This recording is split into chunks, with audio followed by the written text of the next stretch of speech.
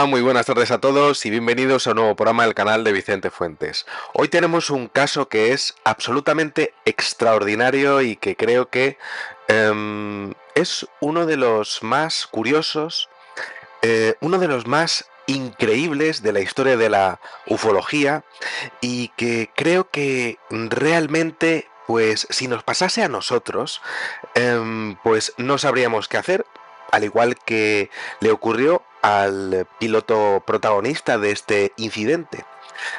Vamos a coger nuestra máquina del tiempo preferida, nos vamos a ir al sábado 10 de mayo del año 1975. Aquí tenemos a un joven piloto llamado Carlos Antonio de los Santos Montiel.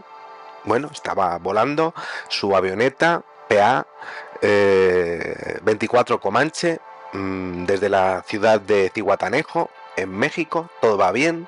Bueno, todos hemos viajado en avión alguna vez y bueno, pues por supuesto, ni se te pasa por la cabeza que vayas a tener un platillo volante de lejos, ni siquiera de cerca, pero le pasó a él y también empezó a observarlo, además de que tenía uno a la derecha, otro a la izquierda, y de hecho empezó a notar que había golpes debajo de su avión, justo donde la zona en la que estaba su tren de aterrizaje. Y entonces empezó a decir, vamos a ver, este es el momento de mi vida en el cual es imposible que me esté pasando esto, pero sí.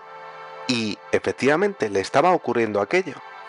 Bueno, había neblina, os cuento, había poca visibilidad, y entonces, bueno, pues este chico, bueno, iba normal en principio, ¿no? Subió su avioneta a unos 4.500 metros de altura.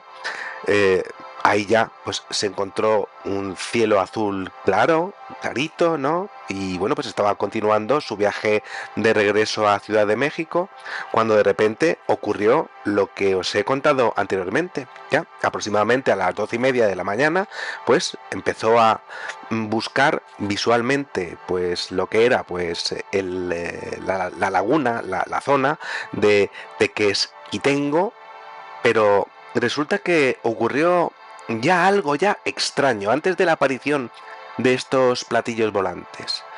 Es que resulta que la laguna no se veía y se tenía que ver perfectamente, pero no estaba ahí.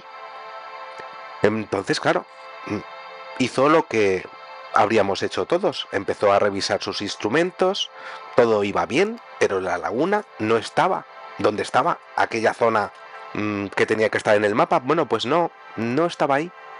Entonces, bueno, pues él siguió volando, y entonces, pues como os decía, poco después notó algo a su derecha y cuando miró para allá, en esa dirección, no podía creerse, por supuesto, lo que estaba observando, un objeto volador no identificado con la apariencia, además, una apariencia fascinante, por lo menos dentro de lo que es mi experiencia, em, una apariencia de dos platos como unidos por el borde con una cúpula que tenía una especie de parabrisas, y resulta que empezó a acercarse, pero vamos, que estaba posicionado pues 20 centímetros sobre la superficie de su ala, de su avión, y a 1,5 metros aproximadamente de la cabina de la avioneta, es decir, básicamente que lo tenía al lado. Mm, Bueno, este chico se quedó de piedra y la cosa no había terminado ahí, porque unos segundos después observó un segundo objeto, como os decía, idéntico, mm, que se posaba a unos 20 centímetros sobre el ala izquierda. Ya empezó a tocarlo también. ¿Por qué? Claro, este momento fue increíble porque ya había ya interacción física, ya lo estaba notando en lo que era su propia avioneta. Y entonces, claro, pues Carlos empezó a sentirse extremadamente nervioso, os podéis imaginar, y de repente, pues ya, vuelvo a decir, como exponía nada más empezar, descubrió un tercer objeto que se movía a una velocidad pues prácticamente imposible, o sea, algo pues que se saltaba todas las leyes de la física, muy difícil de ver, ¿no? Y ya pues mm, estaba como perdiendo altura y se colocó enfrente de él. Eso es lo que hizo. Y ahí estaba él volando junto con un ovni a la derecha, otro a la izquierda y otro delante. Y estaban manteniendo su misma velocidad, por supuesto. Entonces, bueno, llegó un momento en el que es que, claro, entre uno que estaba dando golpes, el otro que estaba al lado y el otro que estaba enfrente, se pensó que alguno de los tres se iba a chocar contra él y se iba a estrellar contra el suelo y adiós muy buenas, ¿no? Pero no, lo que hizo este que tenía delante fue hacer un giro y, como os decía, ponerse en la parte inferior de su avioneta y empezó a dar golpes en su tren de aterrizaje, en lo que es la panza de su avión. Entonces luego, bueno, pues Carlos notó que su velocidad, él no lo había controlado de esa manera, pero sí que vio que se vio como disminuida, como si aquellos objetos hubieran estado intermediando en la velocidad de su propio avión sin que él se diese cuenta. Y se dio cuenta de que, bueno, pues su avioneta había pasado de 260 kilómetros por hora a 220 kilómetros por hora sin él saberlo. Entonces, bueno, en ese momento empezó a pensar que la situación, por supuesto, no la tenía controlada para nada. Entonces, bueno, a continuación, pues intentó inclinarse hacia la izquierda para empujar surrealmente al objeto que tenía pues en esa posición, ¿no? Pero se dio cuenta que se dio cuenta de que no podía hacerlo. Sus controles estaban absolutamente congelados y el avión no se movía tal y como él quería. Eran los ovnis los que estaban controlando su avioneta. Su tensión fue máxima, por supuesto. El avión, además, es que se dio cuenta de que estaba, además, ganando altura y entonces Carlos, podemos empezar a pensar muchísimas cosas que se le pasarían por la cabeza, pero la primera fue, como piloto que era, bueno, no controlo la altura de lo que es estos objetos, no controlo la velocidad de mi avioneta, pero si ellos controlan la altura de mi avioneta, voy a morir presurizado por la atmósfera terrestre. Y es que, sí, empezó a tener miedo porque su avión comenzó a subir, le estaban subiendo a él. Y todo esto sin poder observar esa laguna que había desaparecido anteriormente. Todavía no la podía ver. Entonces, en ese momento, pues Carlos se inclinó hacia la izquierda para empujar al objeto. No podía hacer nada. Empezó a tener un terror absoluto y total. Y en ese momento, pues, bueno, hizo lo que tenía que hacer. Aunque era imposible lo que le estaba pasando, pues, y sabiendo que se podían reír de él, pues comunicó lo que era su situación al Centro de Control de Tránsito Aéreo de México y les contó pues las andanzas de aquellos 3 ovnis que estaban dando golpecitos a su avión mientras que controlaban su avión, mientras que además había uno que es que encima estaba dándole por debajo. A ese no le podía ver bien, desde luego. Los ovnis eran preciosísimos, pero desde luego sus intenciones eran em, desconocidas para él. Entonces, bueno, pues llamó al centro de control, pero no le respondieron. Sus comunicaciones también estaban absolutamente, podemos decir, interceptadas.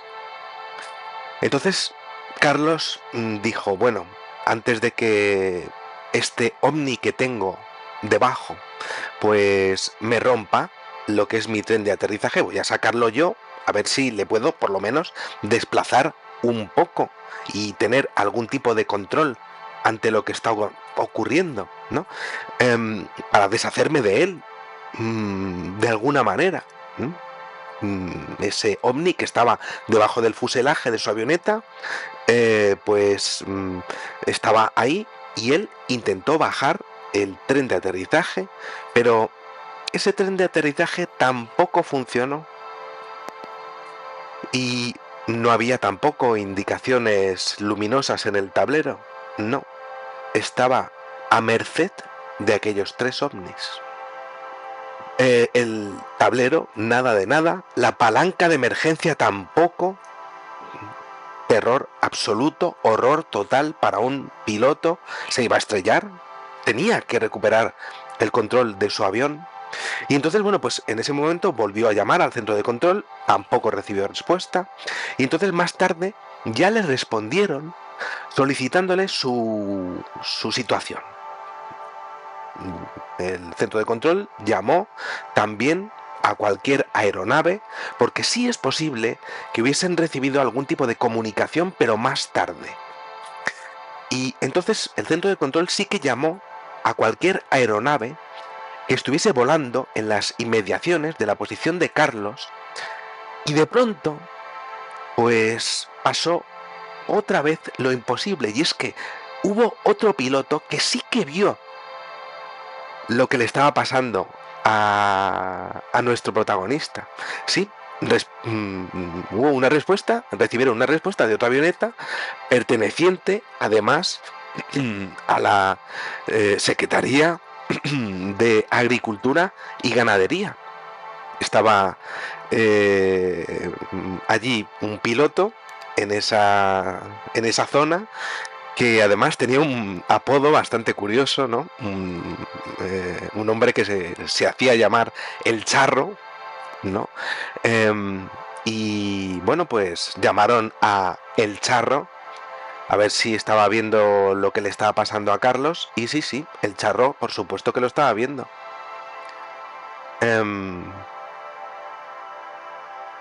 Tardó en responder, pero sí que confirmó lo que le estaba pasando a Carlos. Confirmó que había 3 objetos adheridos a una avioneta como la suya. El rótulo era XAU, la misma que la de Carlos. Entonces, bueno, pues poco después, cuando nuestro protagonista estaba sobrevolando el pueblo de Tlalpan, bueno, pues estos objetos que llevaban como escoltándole 18 minutos pegados a él, pues le abandonaron dirigiéndose, como hemos visto en miles de avistamientos, tanto civiles como con fotografías, como con vídeos. Bueno, pues estos 3 objetos lo dejaron y se fueron directamente al volcán Popocatépetl, si es que lo estoy diciendo bien, ¿no? O bueno, pues el Popo, así es como se le dice en México, em, mm, a una velocidad impresionante, a más de 900 kilómetros por hora. Carlos no volvió a verlos y bueno, pues ya recuperó el control de su avioneta, pero su aventura no había terminado todavía. Porque es que mientras que se estaban marchando aquellos ovnis, pues 2 radares en el Aeropuerto Internacional Benito Juárez, pues los captaron perfectamente. Y de hecho, observaron cómo hacían giros de 270 grados en un radio de acción muy, pero que muy estrecho. Solamente 5 o 6 kilómetros, una auténtica barbaridad a nivel aeronáutico. Pero los estaban cogiendo aquellos 3 ovnis. Bueno, entonces ya más tranquilo, ya pues Carlos pues retomó el control de su avioneta, hizo saber a los operadores que su tren de aterrizaje pues se había dañado por los golpes que le había dado el ovni de abajo. Y claro, debido a los impactos con ese tercer objeto, pues eh, tenía muchísimo miedo porque no iba a poder aterrizar. Entonces lo comunicó y de pronto pues hubo una respuesta. El Aeropuerto Internacional de la Ciudad de México cerró sus pistas, todas, y se preparó para un aterrizaje de emergencia caótico. Era una avioneta, no era muy grande, era pequeña, pero es que no tenía un tren de aterrizaje y podía crear el caos. Y entonces Carlos se vio obligado a dar vueltas sobre el aeropuerto 11 veces y ya directamente ya lo más surrealista del tema es dejar pues lo que podemos decir el piloto automático puesto de la avioneta mientras que daba vueltas y entonces bajarse a la parte de abajo con un destornillador, que es el colmo,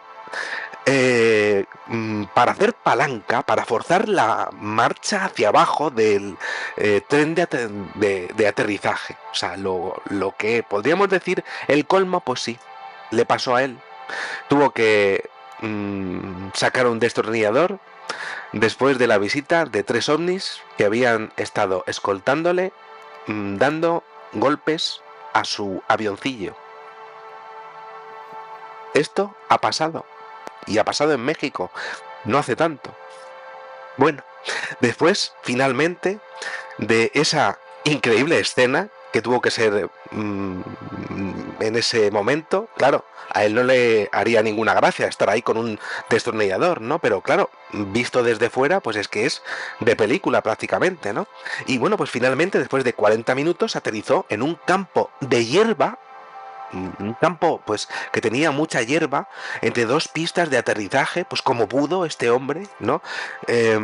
Y con un ataque pues de pánico se lo llevaron a la clínica más cercana para un chequeo, le dieron sedantes y bueno, pues ya el médico confirmó que estaba bien de salud y le dio permiso para seguir volando ya a continuación en los siguientes días y tal. Bueno, estamos hablando de un estudiante de astronomía en la universidad y siempre se ha considerado este caso dentro del aeropuerto de Ciudad de México como alguien que estaba contando algo, pero era una persona respetada y que desde luego se jugó la vida en aquel momento y que las grabaciones es que estaban ahí para que las viese todo el mundo, para que las oyese todo el mundo. Lo que pasa es que aquellos ovnis eran absolutamente increíbles y de hecho las grabaciones de su voz a la hora de exponerlo, lo que le estaba pasando, pues eran fascinantes, ¿no? Eran mm, objetos voladores no identificados, eran ovnis con forma de disco, ovalado, con una cúpula de unos 3 o 4 metros de largo, sin antenas, en este caso, con un fuselaje gris opaco, preciosísimo realmente, ¿no? Y una especie de parabrisas polarizado, porque es que no se podía ver el interior de la nave desde lo que era pues su posición, ¿no? Y bueno, pues una capa exterior lisa, preciosa y un material que no era tan reflectante como un metal pulido normal, ¿no? Considerando que en aquellos momentos, pues, había muchísima iluminación del sol, pero no reflectaba la luz como debía de ser. ¿Qué tipo de material? era el que, pues, del que estaban hechos aquellos ovnis? Esa es una gran pregunta a nivel químico, por supuesto, ¿no? Bueno, pues varios investigadores, os cuento, de México y de Estados Unidos, que tenían pues la labor de investigar este tipo de avistamientos y de incidentes, pues concluyeron que Carlos era una persona absolutamente normal, y que estuvo claramente asustado ante lo que había visto, ante los golpes, ante haber estado 18 minutos a merced de ovnis que desde luego se lo llevaron a un punto de su miedo posiblemente, se lo llevaron controlando su avioneta en todo momento. Ahora bien, ese comportamiento que tuvieron tan cercano a un avión lo he visto poquísimas veces dentro de la ufología, y dando golpes, incluso el colmo realmente, ¿no? Algo extraordinario tenía Carlos, que era de un grandísimo interés para la inteligencia que había detrás de aquellos objetos, ¿no? Em, Quizás sus emociones, quizás sus sentimientos, quizá conocer el límite del miedo a partir del cual pues un piloto de sus características podría tener algún tipo de contacto con el fenómeno ovni en el futuro. Pero creo que hay algo que, que es eh, pues eh, que es adicional a todo esto, y es que él perdió lo que era pues la visión de una laguna. Lo he contado al principio. Es decir, es más que posible que lo que estuviese viendo Carlos estuviese siendo controlado a nivel incluso visual, es decir, que aquellos ovnis mmm, hiciesen algún tipo de simulación exclusivamente para él, para controlar todo lo que iban a hacer. Es decir, iban a controlar sus controles, ¿no? Iban a congelar más bien sus controles, muy bien, iban a dominar su avioneta, iban a darle golpes, iban a llevarle al miedo y al horror absoluto, pero ¿dónde estaba? ¿En qué sitio del espacio y el tiempo estaba? ¿Simularon lo que era un entorno en donde no se veía la laguna? ¿Dónde estuvo realmente? Y bueno, esa manera tan agresiva de, bueno, pues de decirle hola a nuestro protagonista, ¿no? Pegándose con las alas, mm, rompiéndole el tren de aterrizaje, porque lo hicieron. Ahí está, una de esas grandes preguntas y esa campana de irrealidad que siempre aparece en el fenómeno ovni, en donde, pues como os he dicho, esa laguna desapareció de su vista, pero tenía que haber estado y no estaba, pero aún así, pues ellos estuvieron escoltándole para qué y por qué. Un caso absolutamente increíble y que quería compartir con vosotros. Espero que el audio se me haya grabado en condiciones. Lo siento mucho si se me graba alguna vez un poco mal. Tengo la voz un poco tomada y pido disculpas, pero bueno, pues espero que se me haya grabado esta vez bien. Y nada, bueno, pues quería compartir con vosotros este caso que es absolutamente impresionante y que tenía pues muchas ganas de abordar con vosotros, porque la ufología no es solamente ver a un marciano ahí o a un avión que se está acercando a un objeto desde lejos. No, no, es que estos objetos se fueron directamente al Popocatépetl, un lugar con geomagnetismo en donde se ha visto más de un ovni directamente introduciéndose en él. Esto lo hemos visto en el fenómeno Ebony. entidades biológicas aéreas no identificadas que no dejan de ser realmente más que muchos ovnis pues interaccionando entre sí. Pero en este caso son platillos además fascinantes, opacos, no reflectantes, inteligentes totalmente. Tenían un comportamiento militar, podríamos decir. Eso es, un comportamiento con unas instrucciones, un propósito. ¿Y qué propósito era? ¿Llevarlo al límite? Bueno, pues ahí dejo este caso que siempre me ha gustado y que, bueno, pues aquí os presento y, bueno, pues nada más. Espero que os haya gustado muchísimo, que se haya grabado el audio bien, por Dios bendito, y nada, pues muchísimas gracias y que sepáis que en una vida hay muchísimas vidas. Adiós.